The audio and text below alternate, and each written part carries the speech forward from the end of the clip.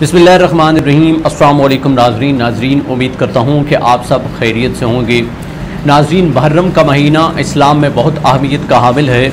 इस महीने का आगाज़ ही हज़रत उमर फ़ारूक रज़ी अल्लाह ताला अन्हु की शहादत से होता है। यकम मुहर्रम को हज़रत उमर फ़ारूक रज़ी अल्लाह ताला अन्हु को नमाज की हालत में एक फ़िरोज़ नामी शख्स ने कत्ल कर दिया था। आप रज़ी अल्लाह ताला अन्हु ने 63 वर्ष की उम्र गुजारी। आप वो शख्सियत हैं जिन्होंने आधी दुनिया पर तकरीबन 10 बरस तक हुकूमत की। आपकी हुकूमत में बहुत सारे अहम पहलू जो आज भी मुख्तलिफ जो यूरोप के अंदर या इसके अलावा हुकूमतें हैं वो अपनाती हैं। मसलन आपने पुलिस का महकमा कायम किया, आपने मजलिस शूरा का आगाज़ किया, आपने बैतुल माल जो है उसको गरीबों के लिए मुख्तस किया, वजीफ़ा आपने शुरू किया, कुरान और इस्लाम की इशाअत आपसे शुरू हुई।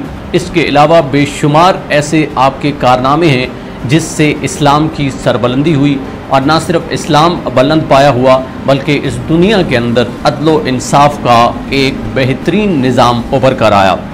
और आपकी जो तर्ज़ हुक्मरानी है वो आज भी लोग अपनाते हैं और उसको खराज तहसीन पेश करते हैं। आज की इस वीडियो में हम हज़रत उमर फ़ारूक रज़ी अल्लाह ताला अन्हु की सीरत से 7 ऐसी औसाफ या 7 ऐसी उनकी सिफ़ात पिक करके आपको बताएंगे जो अगर आप अपनाते हैं या हम अपनाते हैं तो हमारी ज़िंदगी उससे बेहतर होगी। वैसे तो बेशुमार आपकी अगर पूरी ज़िंदगी देखी जाए तो बेशुमार औसाफ से मिली पड़ी है, बेशुमार आपके अहम वाक़यात हैं, बेशुमार आपके अंदर वो खूबियाँ हैं जिनको शायद बयान करने के लिए कई घंटे चाहिए और कई किताबें चाहिए। लेकिन सम अप करके एक समरी के तौर पर मैंने एक शार्ट सी वीडियो बनानी है। ये 7 पॉइंट्स, ये 7 उनकी जो खूबियाँ हैं ये हर सूरत आपने याद रखनी है। अगर थोड़ा सा बैकग्राउंड पे जाएं तो हज़रत उमर फ़ारूक रज़ी अल्लाह ताला अन्हु 584 या फिर कुछ लोग कहते हैं कि 585 ईस्वी में पैदा हुए। आपकी उम्र हज़रत मोहम्मद सल्लल्लाहु अलैहि वसल्लम से 13 साल कम है, यानी आप सल्लल्लाहु अलैहि वसल्लम से आप 13 वर्ष छोटे हैं। आप मक्का में पैदा हुए। आपके बचपन का कोई बहुत ज़्यादा किस्सा तो लोग बयान नहीं करते, लेकिन इतना ज़रूर कहते हैं कि आप ऊँट चराया करते थे और उस वक्त जब आप ऊँट चराया करते थे कोई आपसे अगर गलती हो जाती थी तो आपके वालिद मोहतरम इस पर आपको बहुत मारते और बहुत डांटते। लेकिन आपका जिस कबीले से ताल्लुक़ था उस कबीले की उस वक्त भी ये ज़िम्मेदारी होती थी कि वो अदल व इंसाफ के लिए बहुत जाना पहचाना जाता था। हज़रत उमर फ़ारूक रज़ी अल्लाह ताला अन्हु की आजिज़ी और इनकिसारी का ये आलम था। एक तरफ तो कुफ़ार आपसे डरते थे, आपके जलाल से आपका नाम सुनते ही कांप जाते थे, लेकिन दूसरी तरफ आपकी आजिज़ी का ये आलम था कि आप एक ईंट लेकर सहरा में फटे पुराने कपड़े पहनकर जिन पर पैमर लगा होता है आम गुलामों के साथ सो जाते थे। ये कौन जान सकता है कि 22 लाख मुरब्बा मील यानी आधी दुनिया पे हुकूमत करने के बाद भी कोई हुक्मरान इस तरह हो सकता है। आपका अदल व इंसाफ इस दुनिया में बेमिसाल और बेमिसल है जिसकी कोई दूसरी मिसाल नहीं मिलती। अब हम आ जाते हैं हज़रत उमर फ़ारूक रज़ी अल्लाह ताला अन्हु के इस टाइटल के ऊपर, ये जो उन्हें लक़ब दिया गया फ़ारूक आज़म। आक़े करीम सल्लल्लाहु अलैहि वसल्लम ने ये आपको लक़ब दिया और इसका मानी है हक़ व बातिल में फ़र्क करने वाला।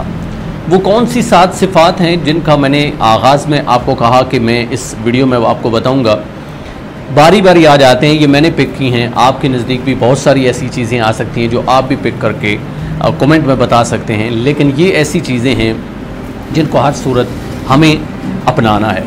Being a Muslim, being a human, अगर हम इनको अपनाते हैं तो हमारी ज़िंदगी में ये बहुत पॉजिटिव चेंज लेके आएंगे। सबसे पहली चीज़, आप बाअदब बहुत थे।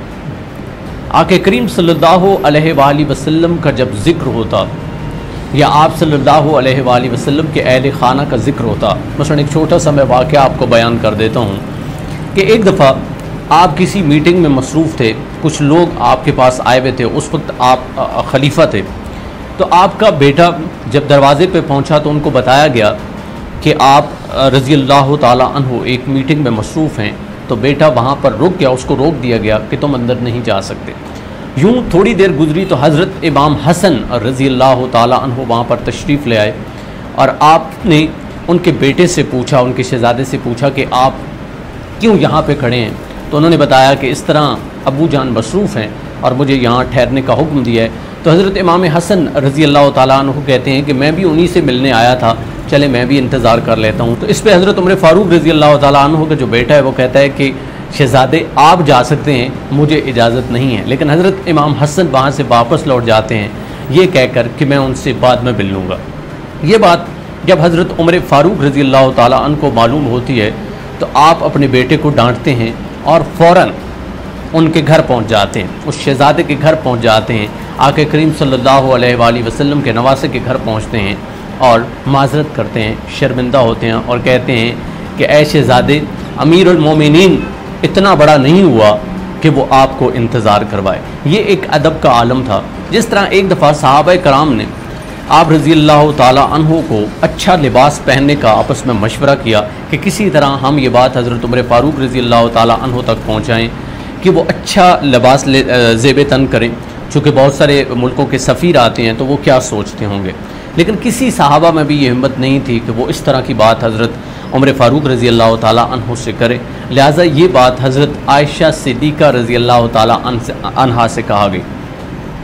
जब हज़रत आयशा सिद्दीक़ा रज़ी अल्लाह ताला अन्हा का पैगाम हज़रत उमर फ़ारूक रज़ी अल्लाह ताला अन्हु के पास पहुँचा तो आप फ़ौरन दौड़े चले गए और वहाँ जाकर फरमाया कि ए अम्मी आयशा, क्या मैं लेट तो नहीं हो गया, क्या मैंने देर तो नहीं लगा दी। आपने कहा नहीं, तुम वक्त पर आए हो। तो यूँ हज़रत आयशा सिद्दीक़ा रज़ी अल्लाह ताला अन्हा ने यही जो सहाबा का मशवरा था आपके सामने रखा तो आप रो पड़े। उमर फ़ारूक रज़ी अल्लाह ताला अन्हु रोते हुए बोले कि ए अम्मी आयशा, मुझे सिर्फ़ वो लिबास पसंद है जो आक़ा करीम सल्लल्लाहु अलैहि वसल्लम ने ज़ेब तन किया था। एक दफ़ा आप जब हजर अस्वद को चूमने के लिए गए तो हजर अस्वद से बोले कि हजर अस्वद, अगर तुम्हें मेरा नबी सल्लल्लाहु अलैहि वसल्लम ना चूमता तो मैं भी तुम्हें कभी ना चूमता। ये वो अदब का आलम था जो आप रज़ी अल्लाह ताला अन्हु में कूट कूट कर भरा हुआ था। और इसके अलावा बेशुमार मिसालें जो है वो ली जा सकती थी। इसका मतलब ये है कि हमें भी अपने से बड़े ख़ास तौर पर जो हमारे अमीर होते हैं, जो हमारे नबी हैं सल्लल्लाहु अलैहि वसल्लम, जो उनकी आल है, आले बैत हैं, उनका एहतराम कितना लाजमी है और आजिज़ी और इनकिसारी कितनी ज़रूरी है। वो कहते हैं कि कुफ़ार ये कहते होते थे कि अगर 6 माह तक और उम्र इस दुनिया में रह जाता तो पूरी दुनिया में कहीं भी कोई काफिर नज़र ना आता। यानी काफिर उनसे लर्ज़ते थे, डरते थे। लेकिन आजिज़ी का ये आलम था कि जब कोई अपना पास आता, मोहब्बत करने वाला, तो वहाँ बिल्कुल आप झुक जाते, खामोश हो जाते। दूसरी सिफ्त पे आ जाते हैं, आप में जलाल बहुत ज़्यादा था, आप बहुत ज़्यादा गुस्सा करते थे, आपके मिजाज में सख्ती भी बहुत ज़्यादा थी और गुस्सा भी बहुत ज़्यादा था। यही शायद वजह थी कि जब हज़रत अबू बकर सिद्दीक़ रज़ी अल्लाह ताला अन्हु ने आपको खलीफा मुंतखब करने के लिए मशवरा लिया तो कुछ सहाबा ने कहा कि हुजूर उनके लहजे में, उनके रवैये में गुस्सा बढ़ा है। तो आपने कहा कि जब उन पे बोझ पड़ेगा तो वो ठीक हो जाएंगे। आपकी इस जलाल के मिजाज को ही देखते हुए शायद आक़ा करीम सल्लल्लाहु अलैहि वसल्लम ने ये दुआ की थी कि अल्लाह उमर के ज़रिए मेरे इस इस्लाम को, इस दीन इस्लाम को तो क़ुव्वत और इज़्ज़त दे। और आप सल्लल्लाहु अलैहि वसल्लम की ये दुआ कबूल हुई और आपने इस दुनिया में बड़े अपने जलाल और गुस्से से, और जो आपके अंदर वो एक रूह था, उसके बलबोते पर इस्लाम की बहुत ज़्यादा खिदमत की और इस्लाम जो है वो उससे बहुत ज़्यादा बुलंद हुआ। इसका मतलब ये है कि अगर हम भी, हमारे मिजाज में भी गुस्सा है, जलाल है, रूह है, तो ये बहुत अच्छी बात है। लेकिन ये किसके लिए होनी चाहिए? ये अहले कुफ़ार के लिए होनी चाहिए, ये अपनों के लिए नहीं होनी चाहिए। वो पहली भी बात मैंने कही कि आजिज़ी बहुत ज़्यादा थी आप में, अपनों के लिए बहुत रहम दिल, लेकिन जो कुफ़ार थे, जो मुखालफ थे, जो जालिम थे, उनके लिए वो लड़ने के लिए, मरने के लिए बिला खौफ व ख़तर कूद जाते थे या फिर वहाँ पर तैयार हो जाते थे। तीसरी अगर आपकी जो खूबी है उस पर आ जाएँ, वैसे तो मैंने पहले भी कह चुका हूँ कि बेशुमार खूबियाँ हैं जिनको हमें अपनाना है, वो है अदल यानी इंसाफ। उमर का अगर कोई दूसरा नाम है तो कहा जाता है कि ये अदल है। आप अदल में इतने आला दर्जे पर फायज थे कि आपने जब एक दफ़ा चादर का एक टुकड़ा फालतू लगवा लिया तो लोगों ने सवाल किया तो आपने उस वक्त भी उसकी वजाहत की, हालांकि आप आधी दुनिया पर हुक्मरानी करते थे। आपका बेटा मिस्र गया, वहाँ पे बहुत ज़्यादा दौलत कमा के जब वापस आया तो आपने अपने बेटे से पूछा कि इतनी दौलत तुमने कैसे कमा ली, कैसे इतना पैसा जमा किया? तो उन्होंने बताया कि वहाँ पे आपका कोई दोस्त था, उसने मेरी मदद की और यूँ मैंने ज़्यादा पैसा कमाया। तो आपने फ़ौरन हुक्म दिया कि ये जो आधा पैसा है ये बैतुल माल में जमा करा दो, ये मुसलमानों का हिस्सा है, क्योंकि तुमने एक खलीफा का बेटा होने का जो है वो फ़ायदा उठाया है। तो इसके अलावा बेशुमार मिसालें आप ले सकते हैं जिसमें हमें आपके अदलो इंसाफ का जो है वो पहलू नज़र आता है। कुफ़ार आपके पास मसले लेके आते थे, जो यहूदी और नसारा थे वो आपके पास मसले लेकर आते थे। एक दफ़ा मुसलमानों ने मस्जिद के लिए एक जगह लेनी थी और वो जगह किसी काफिर की थी, लेकिन उसने जगह देने से इनकार कर दिया। मुसलमानों ने ज़बरदस्ती उस पर कब्ज़ा किया और मस्जिद बना ली। ये बात जब हज़रत उमर फ़ारूक रज़ी अल्लाह ताला अन्हु के पास पहुँची तो आपने उस मस्जिद को गिराने का हुक्म दिया और वो ज़मीन उस काफिर को दे दी। ये आपका अदल था, ये आपका इंसाफ था जो आज तक कायम है। ये वो इंसाफ का निज़ाम है जिसकी आज भी यूरोप के अंदर या कोई भी तर्ज़ हुक्मरानी है जहाँ पे खिलाफत चल रही है, जहाँ पे सदारती निज़ाम चल रहा है या कोई हुकूमत चल रही है, तो उसका ज़िक्र होता है। आप आधी आधी रात को चक्कर लगाते थे, घूमते थे, बग़ैर गार्ड के, बग़ैर प्रोटोकॉल के घूमा करते थे, अपनी कमर के ऊपर अनाज लाद कर लोगों की खिदमत के लिए जाते थे। इस तरह की बेशुमार मिसालें हैं, वो आपको याद होंगी, आप यकीनन उनसे फ़ायदा उठा सकते हैं। मैं चौथे पॉइंट पे आ जाता हूँ। आप एक बहुत बड़े लीडर, एक बहुत बड़े हुक्मरान थे। लीडरशिप की जितनी स्किल्स हम सीखना चाहते हैं, हमें हज़रत उमर फ़ारूक रज़ी अल्लाह ताला अन्हु की सीरत को पढ़ लेना चाहिए।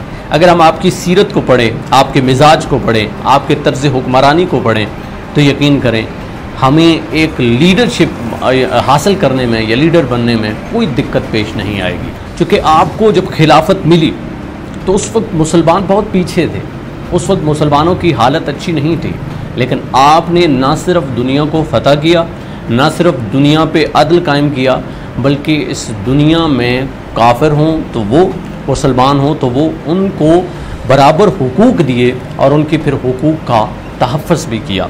पांचवी खूबी पे आ जाते हैं जो कि इसी के साथ मैच होती है, हुकूकुल इबाद। आप सिर्फ मुसलमानों की हुकूक की बात नहीं करते थे। वो एक वाक़या भी है कि एक दफ़ा आप कहीं जा रहे थे, रास्ते में एक शख्स भीख मांग रहा था और आपने उससे पूछा कि भीख क्यों मांग रहे हो? तो उसने कहा कि इस तरह, मैं गरीब हूँ, मैं यहूदी हूँ, लेकिन मेरे पास पैसे नहीं हैं। आपने फ़ौरन उसको अपने घोड़े की पुश्त पर बिठाया और हज़रत अली रज़ी अल्लाह ताला अन्हु के पास ले गए और कहा कि इसका वजीफ़ा मुकर्रर करें। इस तरह और भी आप बेशुमार मिसालें देख सकते हैं जहाँ पे आपने हुकूकुल इबाद, यानी जो भी हुकूक थे, इंसानों के हुकूक, मुसलमानों के नहीं, इंसानों के हुकूक, खा वो काफिर था, खा वो मुसलमान था, उसको बराबर दर्जा भी दिया और वहाँ पे जिसका जितना हक़ था वहाँ तक उसको पहुँचाया। जिस तरह बच्चों का वजीफ़ा आपने कायम किया। और वो एक दफ़ा आप कहीं जा रहे थे तो रास्ते में एक बच्चा जो है वो रो रहा था क्योंकि माँ उसको दूध पिलाने से मना कर रही थी।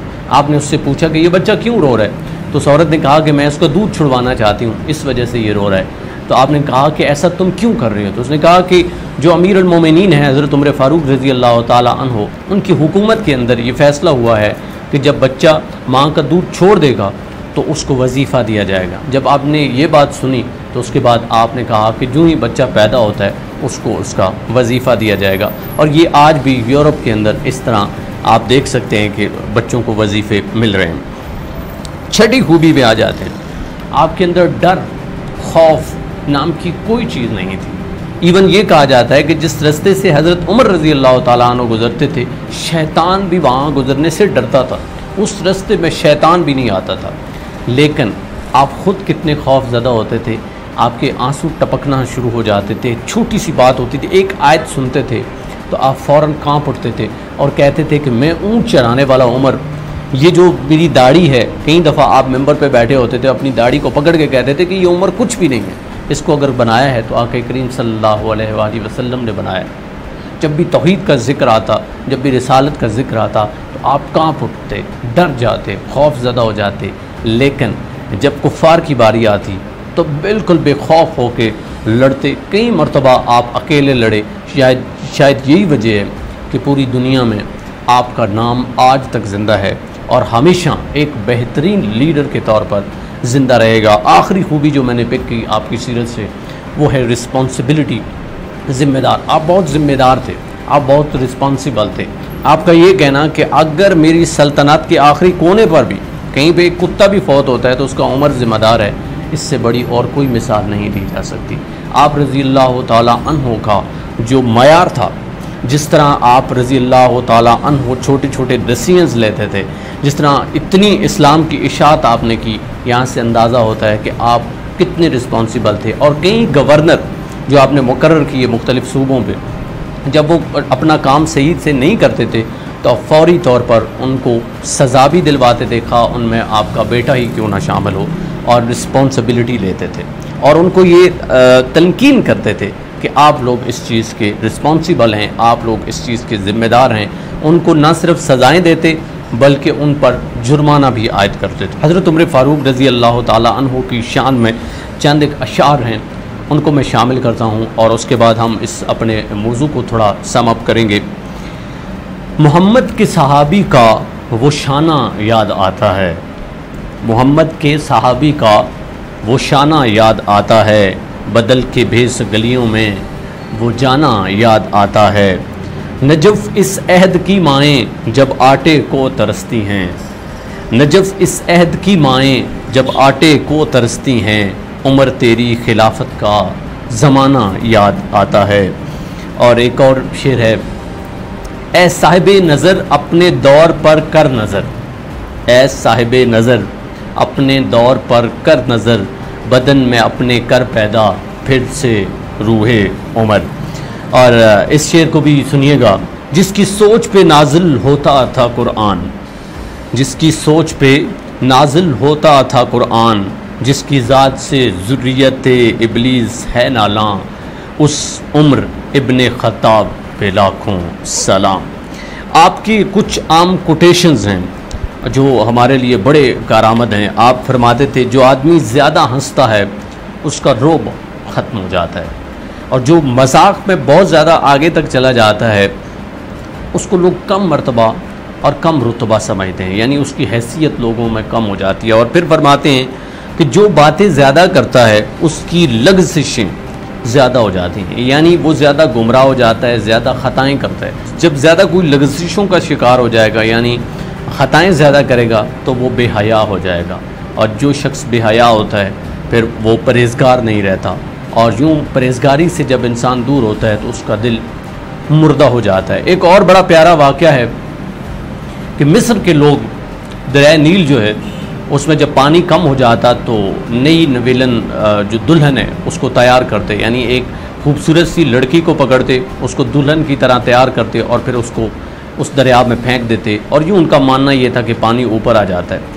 जब हज़रत उमर फ़ारूक रज़ी अल्लाह ताला अन्हु हुक्मरान थे तो आपके सिपा सालार ने फ़ौरन आपको ख़बर भेजी कि इस तरह है, तो आपने वहाँ पे एक ख़त लिखा। वो ख़त किसके नाम था? दरिया नील के नाम था। और उस सिपा सालार ने दरिया नील में वो ख़त फेंकने से पहले उसका मतन पढ़ा तो उसमें लिखा था कि ए दरिया नील, अगर तू अपनी मर्ज़ी से बहता है तो फिर तू जो मर्ज़ी कर, लेकिन अगर तू अल्लाह की रज़ा पे बहता है, उसकी मर्ज़ी से बहता है, तो फ़ौरन ऊपर आ जा। यूँ क्या देखते हैं कि मिस्र के लोग जब सुबह उठते हैं कि पानी ऊपर आ जाता है, और यूँ कई लोग जो है वो मुसलमान होते हैं। इस तरह बेशुमार वाक़यात हैं जो सुनाए जा सकते हैं, जिनसे ये साबित होता है कि किस तरह आपकी हुक्मरानी हमारे लिए मशाले राह है, आपकी सीरत हमारे लिए मशाले राह है, किस तरह हम आपकी सीरत से ज़िंदगी का आला से आला सबक ले सकते हैं। सामीन, ये जो मैंने गुफ्तगू की है बड़ी नपी तुली है और बड़े मोहतात अंदाज में की है, फिर भी अगर मुझसे कोई गलती हुई है तो उसकी आपने इस्लाह भी कर देनी है, और मैं अपने रब से उसके लिए माजरत भी करता हूँ। चूँकि जब इस तरह के कोई टॉपिक्स होते हैं, हम उनको डिस्कस करते हैं, तो उसमें गलती का इम्कान नहीं होता। बहरहाल सामीन, ये जो मैंने आपको 7 खूबियाँ ख़ास तौर पर बताई हैं, मसलन मैंने पहली खूबी बताई अदब, कि आप अदब आपसे हमें सीखना है तो आपकी सीरत पढ़नी पड़ेगी। फिर मैंने कहा कि आप जलाल बहुत ज़्यादा करते थे, गुस्सा था, लेकिन उसको किस तरह आजिज़ी के साथ इस्तेमाल करते थे और किस के लिए इस्तेमाल करते थे, ये बहुत ज़रूरी है। और उसके बाद आपका जो अदल इंसाफ था, आपका हुकूकुल इबाद को अदा करना, और फिर तर्ज़ हुक्मरानी, लीडरशिप की जो आपकी क्वालिटीज़ थी, ये शायद ही कहीं मिलेंगी। उम्मीद है आप इन खूबियों को अपनी ज़िंदगी का हिस्सा बनाएंगे, आपकी सीरत से सीखेंगे। अगर आपको लगता है कि ये लेक्चर, ये छोटी सी वीडियो जिसमें एक छोटी सी समरी बयान की गई लोगों के लिए हेल्पफुल है, तो इसको लोगों तक शेयर भी आप ज़रूर करेंगे। मुझे दीजिए इजाज़त। अल्लाह निगहबान।